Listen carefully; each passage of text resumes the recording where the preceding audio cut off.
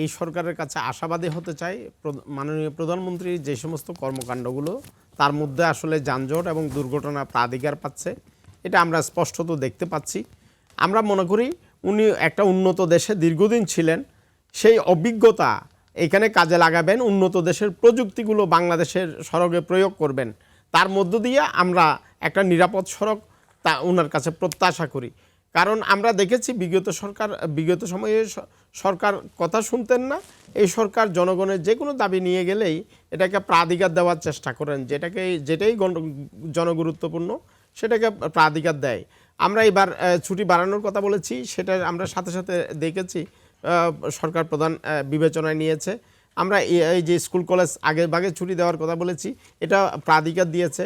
আমরা বিভিন্ন শিল্পকর্ম এলাকায় এই যে শ্রমিকদের আনা নেওয়ার জন্য বিআরটিসি বাসের কথা বলেছি, এটার সাথে সাথে বিবেচনায় নিয়েছে।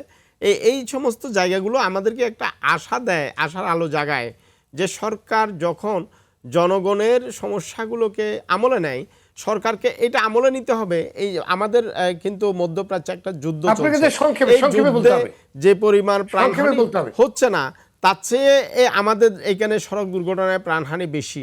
তাহলে একটা যুদ্ধের সাথে বিগ্রহ দেশের থেকে আমাদের এটা প্রাধিকার বেশি পাওয়া উচিত বলে আমি মনে করি। জি জনাব হুমায়ুন কবির খান, করণীয় কি? সংক্ষিপ্ত উত্তরটি হলো যে শুধু গাড়ির ফিটনেস ফিরিয়ে আনলে চলবে না, এখানে ড্রাইভারের ফিটনেস, যে দেশে রাস্তার ফিটনেস নেই, বিআরটির ফিটনেস ফিরিয়ে আনতে হবে, প্রশাসনের ফিটনেস ফিরিয়ে আনতে হবে, ড্রাইভারের ফিটনেস ফিরিয়ে আনতে হবে।